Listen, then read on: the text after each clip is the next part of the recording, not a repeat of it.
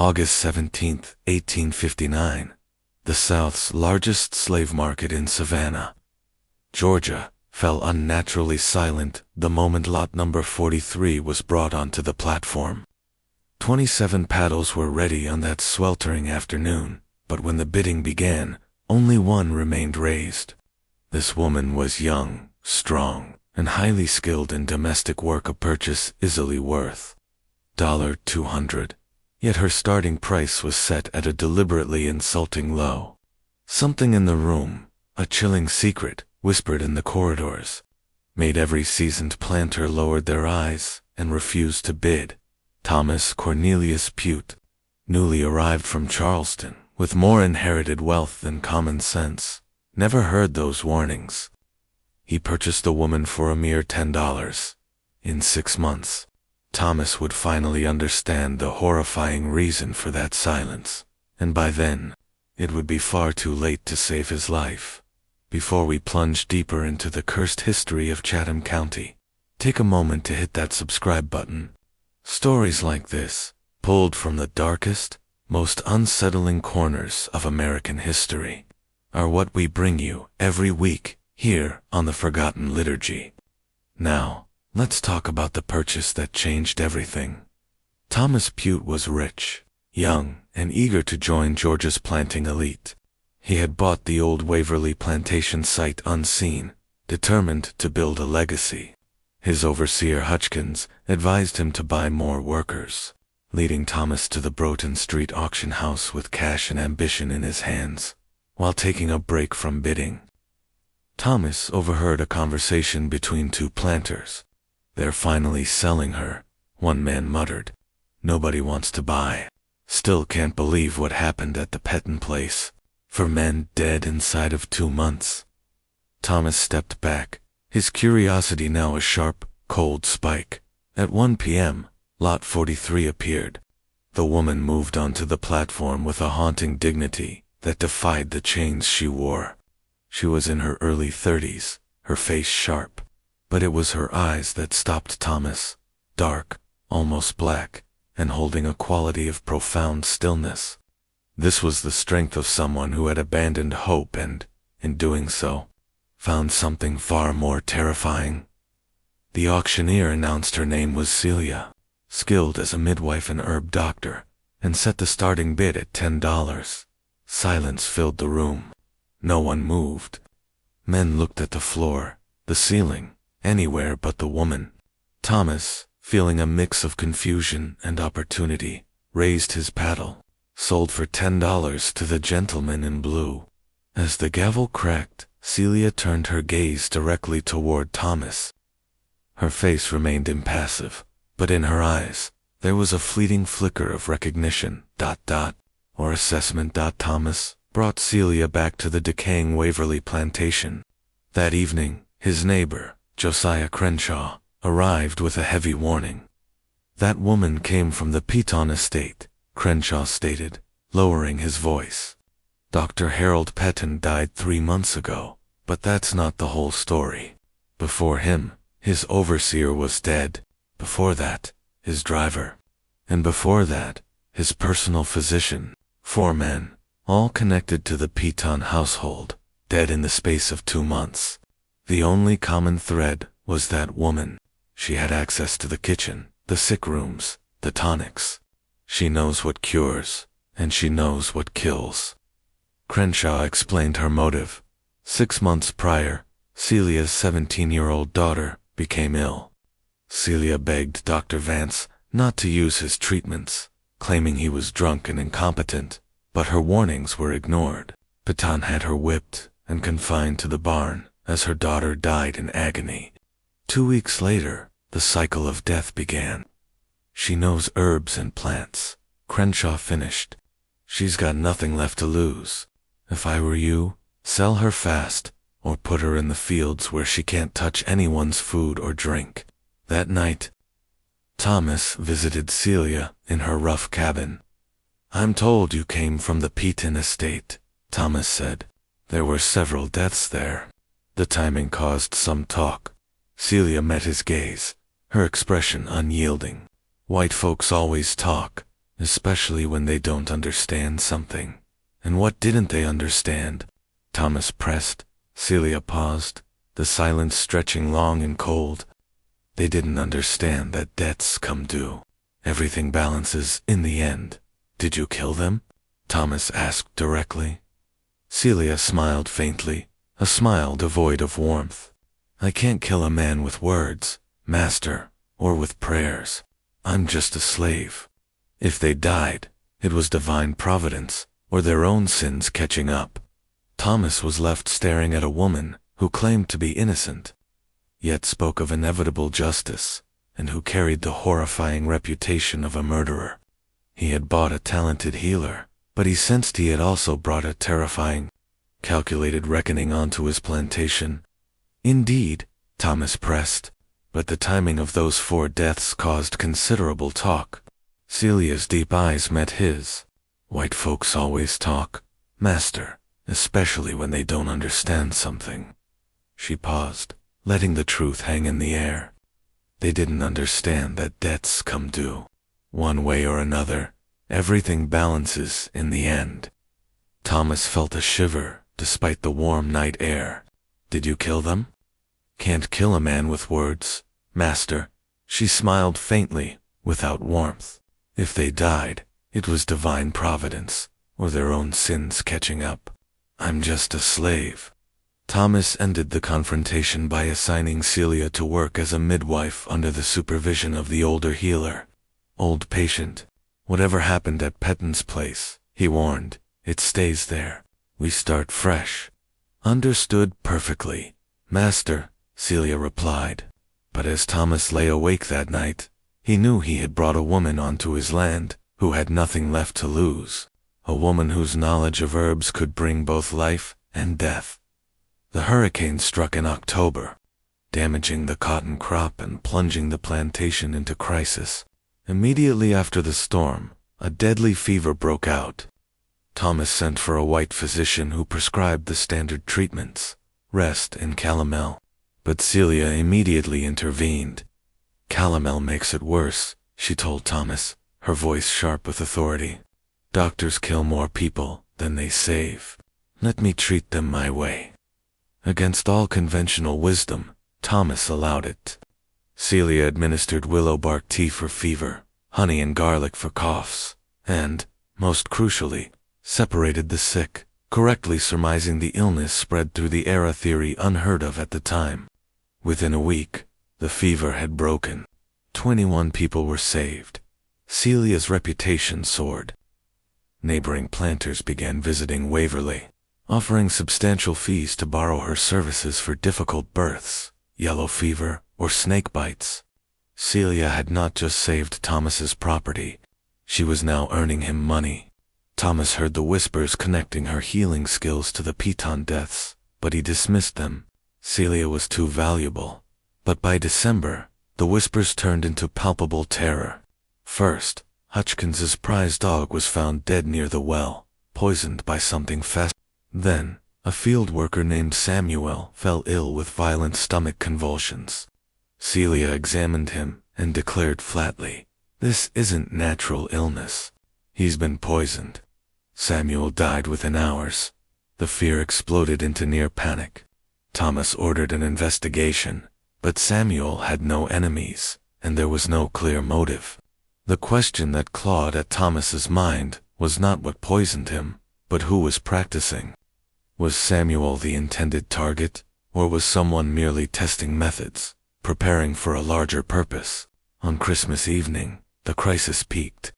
Thomas heard a commotion and rushed to the quarters, where a crowd was restraining a young house servant named Ruth. She was screaming, eyes wide and unfocused, trying desperately to throw herself down the well. "There in my head," Ruth shrieked, her face gaunt in the torchlight, telling me what I did, showing me what's going to happen. I can't make them stop. The only way to make them stop is to Hutchins manage to push through the crowd. Stating she had been talking about shadows and debts coming due. Thomas's blood ran cold. Debts coming due. It was the exact phrase Celia had used months ago. Celia was already there, standing silently at the crowd's edge. She moved forward, and the crowd parted instantly. "Let me see her," Celia said. Ruth's terrified eyes fixed on Celia. "You know? Tell them what I did." Celia's voice became chillingly gentle. "Hush now, child. What's done is done, and what's coming will come regardless. All I can do is ease the journey." Ruth sobbed. "I didn't mean for him to die. He had no right to touch me like that. I just wanted him to hurt like he made me hurt. I didn't know the mushrooms would kill him." The crowd froze. Ruth had confessed to Samuel's murder. Thomas demanded an explanation, but Ruth was only pleading with Celia. "Make them stop. The voices, the shadows." Celia produced a small bottle. "Drink this. It will calm the voices, quiet the shadows. You'll sleep, and when you wake, you'll be at peace." Ruth drank it obediently.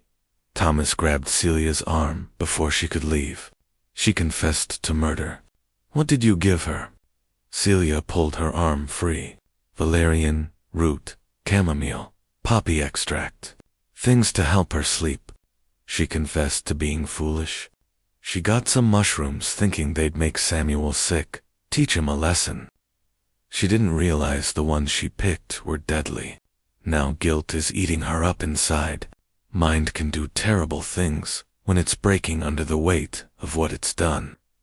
"You seem to know a great deal about minds breaking," Thomas observed. "I know about guilt." Master Celia met his gaze steadily.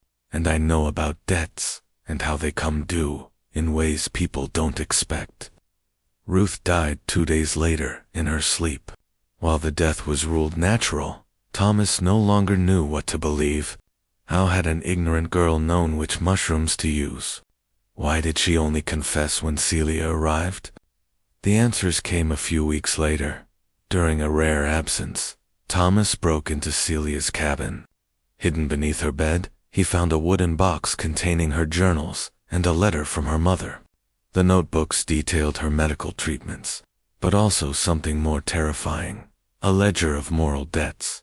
One entry chilled him to the core.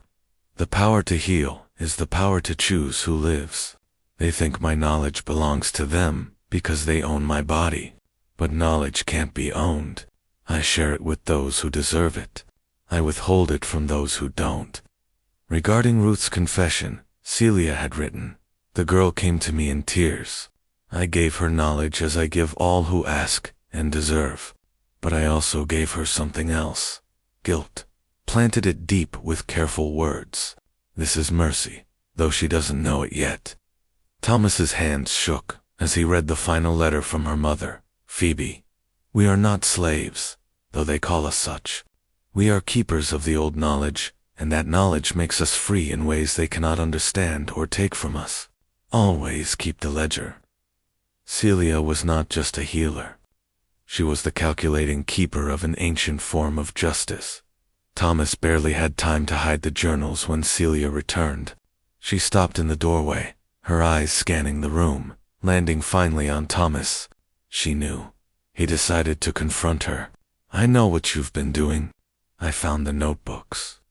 Celia sat down, her composure unnerving. "My daughter's name was Sarah. Dr. Vance gave her calomel while he was drunk. I told him it was wrong. He had me whipped and tied up in the barn so I could watch her die, calling for me, and I couldn't help. I'm not sorry for any of it. They deserved what they got." "What about Ruth?" "She came to me for help. I gave her knowledge. She made her own choices. But I saw the guilt, and I gave her peace." Then came the final, crushing revelation. "And Hutchins's wife?" Thomas demanded. Celia's face was neutral. "Hutchins was overseer at Peton's place before he came here. He supervised my whipping. He held the rope himself. He's part of that chain, Master. So yes, his wife is going to die. Call it murder if you want. I call it justice." Thomas realized he was trapped. He could report her, but he had no proof, and she had already saved 21 lives and was earning him money. "What happens now?"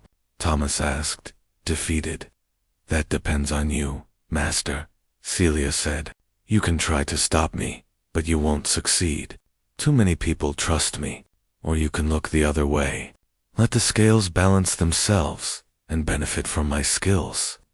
The house servant's terrifying scream about debts coming due was the same phrase Celia had used months ago.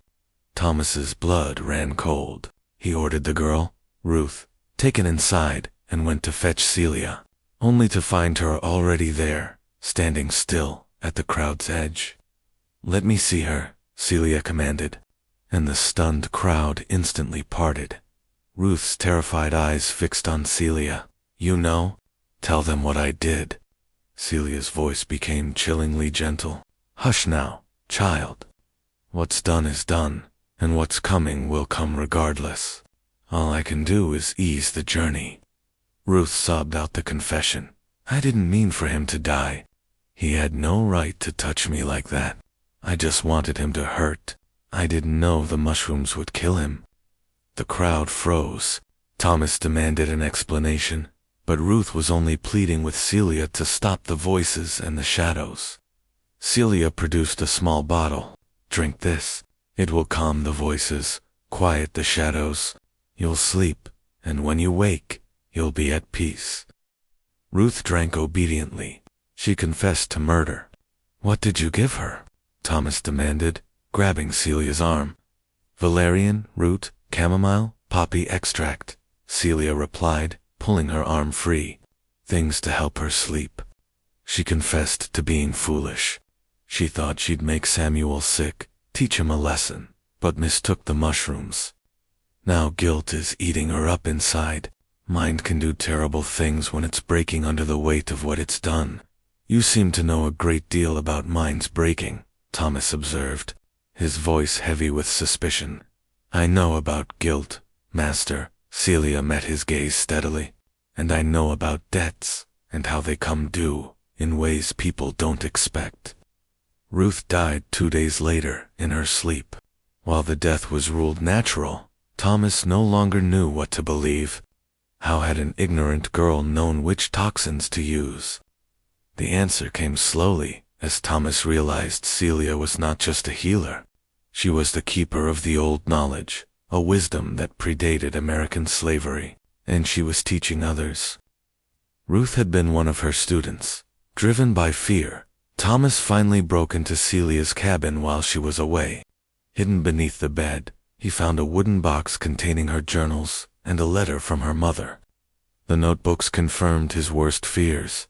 Celia was keeping a ledger of moral debts. One entry chilled him to the core. "The power to heal is the power to choose who lives. Knowledge can't be owned. I share it with those who deserve it. Every life saved is a debt in my favor. When the scales balance, justice will be served." Another described Ruth's fate. "I gave her knowledge, but I also gave her something else. Guilt. Planted it deep with careful words. Guilt is slower than poison, but just as deadly. She will not live long. This is mercy, though she doesn't know it yet." The final letter, signed Phoebe, Celia's mother, was the ultimate revelation. "We are not slaves, though they call us such. We are keepers of the old knowledge, and that knowledge makes us free in ways they cannot understand. Always keep the ledger. Every life saved, every death allowed, every choice made, must be recorded and remembered." Thomas barely had time to replace the items when Celia returned. She knew he had been searching. Thomas immediately confronted her. "I found the notebooks," he stated. "I know what you've been doing." Celia sat down, her posture reflecting profound weariness. "My daughter's name was Sarah. She was 17. Dr. Vance was drunk, gave her calomel, and ordered bloodletting. I tried to stop him. Peton had me whipped and tied up in the barn so I could watch her die, calling for me, and I couldn't help." "I'm sorry," Thomas said. "Sorry doesn't balance the scales, master," she replied, her voice soft but absolute. "Sorry doesn't bring her back or punish the man who killed her." "So you did what you had to do," Thomas finished for her. "Dr. Vance died from what looked like heart problems, but it was foxglove, administered over weeks. Marcus died because he helped hold me down for the whipping. Kelly died because he laughed while they beat me. And Peton died because he owned us all. I'm not sorry for any of it. They deserved what they got." She then delivered the final, calculated blow. Hutchkins was overseer at Peton's place. He supervised my whipping. He's part of that chain. His wife is going to die. Call it murder if you want. I call it justice. Celia then looked at Thomas, her expression changing from vengeful to analytical. "But I'm also the woman who saved 21 people during the outbreak. I'm the woman who's delivered 37 babies. The scales balance, Master. That's all I'm trying to do." Thomas was trapped between horror and a terrifying form of respect. What Celia had done was cold, calculated murder, but she had also saved countless lives. She was not a monster. She was a judge. And she had decided that Thomas's fate, for now, was to be useful, and Hutchkins's wife. Thomas asked, the horror solidifying in his chest. Celia's expression was cold. Hutchkins was overseer at Peton's place. He supervised my whipping, held the rope himself. You didn't know that, did you? My daughter died while I hung in that barn, and he's part of that chain. So, yes, his wife is going to die. Not quickly, but inevitably. Call it murder if you want. I call it justice. Thomas realized he was at a crossroads, trapped. He could report her, but had no proof, and if he moved against her, the entire plantation's medical care would collapse. What happens now? Thomas asked, defeated. That depends on you, Celia said. Move against me and you'll have a rebellion, or you can look the other way. Let the scales balance themselves, and benefit from my skills. All it costs is your conscience, and if one of those men is me, Thomas challenged, trembling. Celia tilted her head. Are you guilty of anything, Master? Have you harmed someone who didn't deserve it? If you haven't, you have nothing to fear. I don't punish the innocent. I only balance the scales. Thomas, a slave owner who considered himself humane, was forced to confront the systemic cruelty he participated in. In Celia's philosophy, did his participation make him guilty? Celia then revealed her masterstroke. I knew Waverly was being sold to a young, inexperienced man like you. So, I made sure no one else bid on me. I let the slaves spread word of Peton's deaths made. Myself seemed cursed and dangerous. I ensured you would buy me cheap and bring me here where I could work, heal, teach, and dispense justice. You manipulated me from the beginning, Thomas breathed. I used the tools available to me, Celia stated, just like you use whips and bills of sale to control us. Mine are just less obvious. I've made myself necessary, Master. That's the real power, not the ability to kill, but the ability to save. The truth hit Thomas like a physical blow. Celia had secured a form of freedom no legal document could provide. She was too valuable to sell, too essential to punish. So what do you want from me? Thomas asked finally. Nothing you aren't already giving me, she said. Freedom to practice my healing. Respect for my knowledge. And one more thing. Look the other way when the scales need balancing. Don't ask questions you don't want answers to. I'm asking you to be complicit in justice. Thomas was speechless. His moral foundation was cracking. Celia delivered her final chilling prediction before leaving. Hutchkins's wife will die within a week. The guilt will eat at him. You'll need a new overseer within a year. I suggest promoting Daniel. He's smart, and the workers respect him. The conversation in early January marked Thomas's turning point. He told himself he was being practical, but the truth was, he was afraid of Celia and her terrifying philosophy. Hutchkins's wife died on January 9th, exactly as Celia had predicted. The lean, efficient overseer, who had held the rope during Celia's whipping, became a hollow shell. He began drinking heavily, obsessed with the fact his strong wife had simply faded away despite Celia's attentions, or perhaps, Thomas thought darkly, because of them. By February, Hutchins was useless. Thomas had no choice but to promote Daniel, just as Celia had suggested. Production actually increased under Daniel's fair supervision. Celia's influence continued to grow, becoming the most sought-after medical practitioner in Chatham County. The fees from her consultations were substantial. Every dollar earned tied Thomas more tightly to her, making her more indispensable and protected. He was becoming complicit through profit.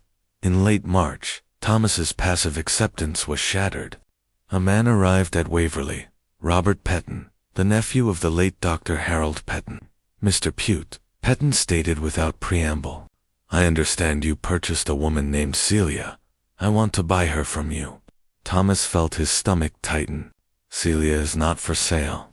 She's essential to my plantation's operations." He refused Peton's offer of 5 times the purchase price. Peton leaned forward, his face hardening. "That woman murdered my uncle and 3 other men. I have no proof that would stand up in court, but I know it. She's dangerous, Mr. Puit. Every day you keep her here, you're putting everyone at risk." Thomas tried to dismiss the accusations, but Peton countered with cold, hard facts. "My uncle died 3 months after that woman's daughter passed. Then his overseer, his driver, his physician, all dead. You call that coincidence? I know about the fever outbreak here, how she saved most of them. I know about the field hand who died of poisoning in December. I know Hutchins's wife just died last month. See a pattern yet?" Thomas felt the cold spread through his chest, but held his voice steady. "Celia saved 21 people during that outbreak. She's the best medical practitioner in this county." Peton stood abruptly. "My uncle was a fool too. He thought he could control her. He's dead now. Everyone close to him is dead. How long do you think before she decides you're next on her list? That woman is a plague, Mr. Puit, and plagues don't stop until they've consumed everything in their path." "Don't patronize me," Robert Peton hissed. "I've done my research. I know about the outbreak here. I know about the field hand who died of poisoning in December. I know about Ruth and the well, and I know Hutchins's wife just died last month. See a pattern yet?" Thomas felt the cold spread through his chest. When laid out like that, the deaths did form a horrifying pattern. He clung to the only defense he had left. "Celia saved 21 people during that outbreak. She's the best medical practitioner in Chatham County." "You're a fool," Peton stood abruptly. "My uncle was a fool too. He thought he could control her. He's dead now. Everyone close to him is dead. How long do you think before she decides you're next on her list? That woman is a plague, Mr. Puit, and plagues don't stop until they've consumed everything in their path." After Peton left, Thomas was consumed by the creeping realization that Peton was right. He began a meticulous review of his plantation records, confirming the pattern of suspicious deaths. Samuel Ruth, Hutchins's wife, fall balanced against the countless lives Celia had saved. Celia's ledger was working exactly as she had described. The unanswered question clawed at Thomas. Where did he fall on those scales? He was a master, profiting from forced labor. In Celia's philosophy of absolute justice, was that enough to condemn him? He started taking precautions, locking his door, keeping a loaded pistol, and avoiding Celia, but he didn't send her away. He knew a master who showed fear to his slaves had already lost. On April 15th, Thomas found a small bundle of herbs and a note on his doorstep. The message was clear: "For your health, master. It will ease the tension you carry and help you sleep better at night. Consider it a gift from someone who wishes you no harm, as long as you continue to deserve none." Thomas burned the herbs, but the message had done its job. Celia knew his fears and his routines. The fact that he was still alive meant she had chosen to let him live. The power dynamic had completely reversed. Thomas was the master in name only.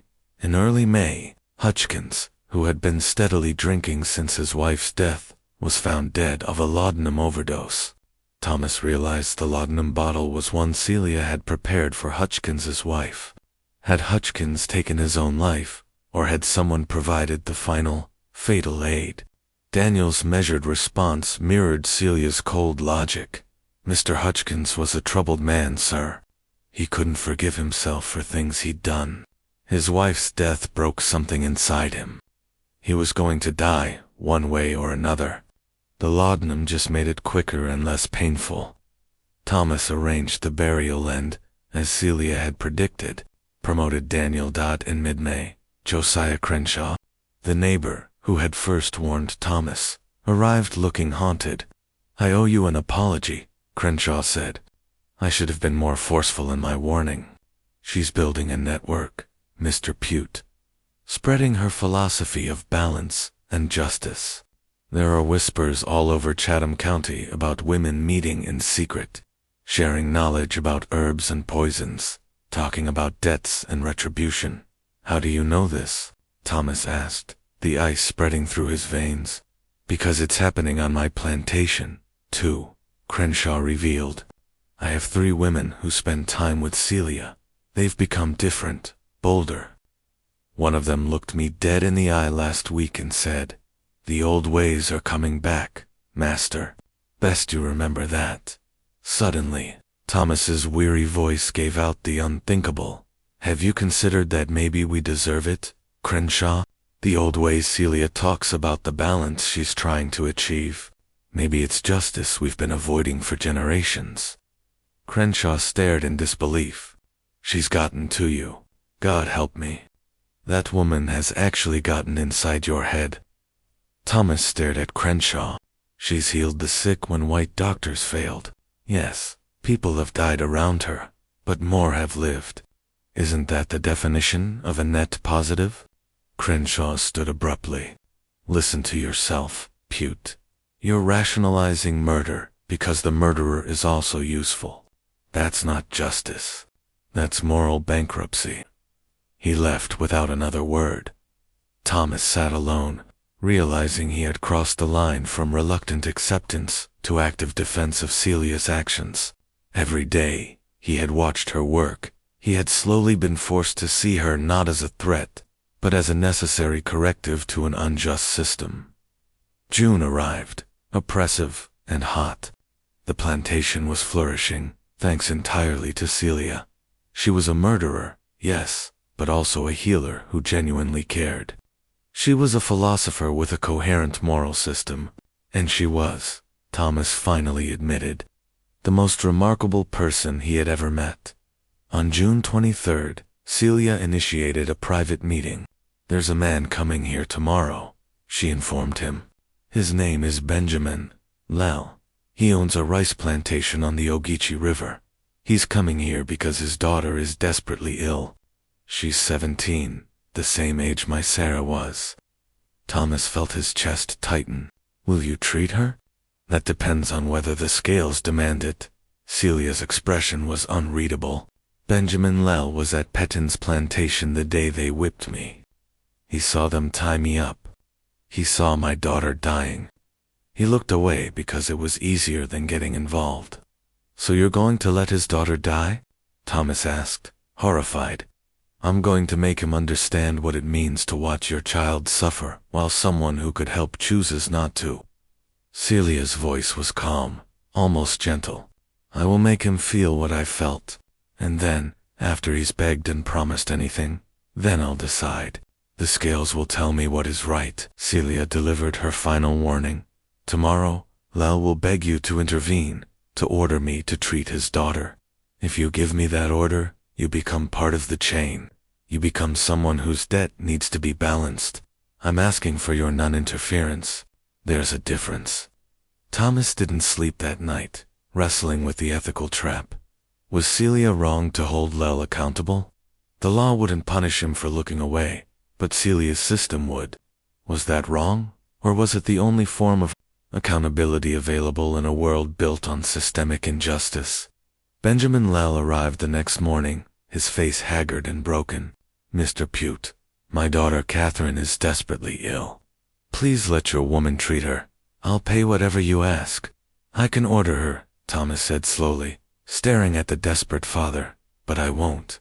If you want her help, you'll have to ask her yourself, and you'll have to live with whatever decision she makes. When Celia arrived, Lel's desperation shattered his pride. He knelt before her, sobbing. Please, she's only 17. She's done nothing wrong. I know I deserve whatever judgment you give me, but my daughter doesn't. Celia's voice was sharp. Do you remember visiting the Peton plantation last summer? Do you remember what you saw in the barn? Lel's face went white. Yes, I saw them whipping you. I heard your daughter crying. I looked away because it wasn't my business. I was a coward, and your daughter paid the price for my cowardice. The room was silent. This was the moment. The scales demanded it. Justice required that Celia let Catherine die to mirror her own agony. But then, Celia did something Thomas never expected. She helped Lel to his feet. Take me to your daughter, she said. I'll examine her and do what I can. Lel's despair instantly transformed into shocked, blinding hope. I'm a healer, Mr. Lel. That's what I do. But understand this, the debt isn't cancelled. You owe me a life now, and one day I will collect. The scales will balance. What do I owe? Lel frantically promised anything. What I need, Celia said quietly, is for you to remember. Remember what it feels like to be helpless. Remember what it feels like to beg for mercy. And the next time you see someone else in that position, don't look away. That's the payment I'm asking for. Not money, not favors, just a willingness to do what's right, even when it's uncomfortable. Celia healed Catherine Lel. Thomas realized that she wasn't simply taking revenge. The scales didn't just balance death against death. They balanced moral courage against moral cowardice. By September 1860, Thomas no longer thought of himself as a master. He had become Celia's reluctant, complicit partner, maintaining the legal fiction that protected her revolutionary justice. He knew the Civil War was coming, and when the system of slavery finally collapsed, people like Celia would survive their power rooted not in law, but in the unassailable authority of knowledge and moral clarity. One evening, Thomas called Celia to his study. He looked at her, then out the window at the approaching darkness, and finally made the decision his conscience had been fighting for a year. Thomas, I've decided. Celia returned 3 days later and reported that Catherine Lel would recover. The local doctor's treatments had nearly killed her. Celia had saved her with herbs, steam, and proper care. Will Lel keep his promise? Thomas asked. He will, Celia answered, because he understands now. Fear can change behavior, but understanding changes the heart. He will be a different man from now on. That's worth more than his death would have been. You could have let her die, Thomas challenged. The scales demanded it. The scales demanded something, Celia corrected. But I chose what that something would be. That's the power I have, Master. Not just to take life, but to shape it. To turn someone's worst moment into an opportunity for them to become better.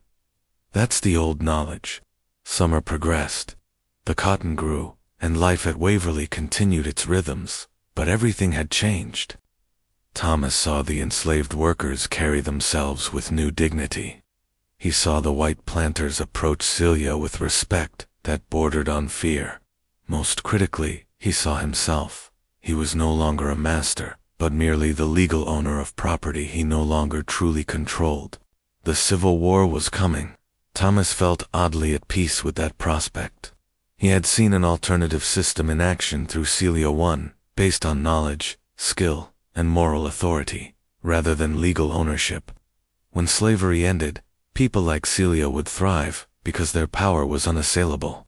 In early September, Thomas called Celia to his study one final time.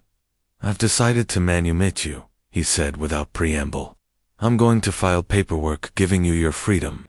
Celia's expression remained unchanged. Why? Because you're already free, Thomas said. The paperwork will just make it official. Consider it my attempt to balance my own scales. I participated in an evil system and profited from it. I can't undo that, but I can at least free one person who should never have been enslaved.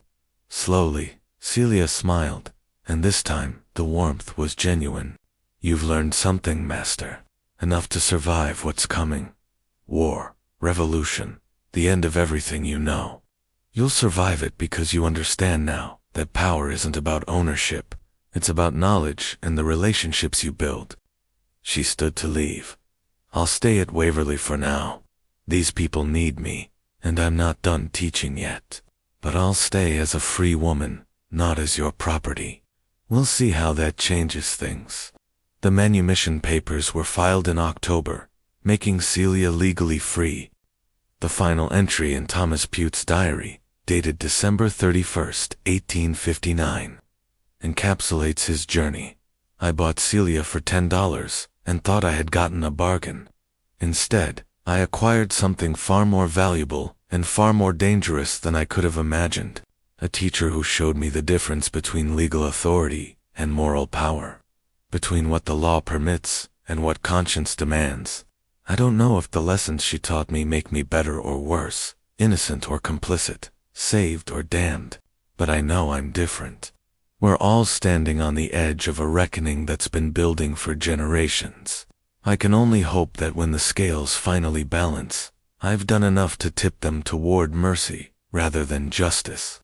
This mystery shows us that sometimes the most terrifying power isn't violence or supernatural forces, but human knowledge wielded by someone with both the skill to heal and the will to judge. The story of Celia and Thomas Puit reminds us that every system built on injustice carries within it the seeds of its own destruction, and those seeds are often cultivated by the very people the system sought to control. What do you think of this story? Do you believe Thomas made the right choice in the end? Was Celia a hero of justice or a calculating murderer? Leave your comment below. If you enjoyed this tale and want more stories like this, subscribe, hit the notification bell, and share with someone who loves dark mysteries.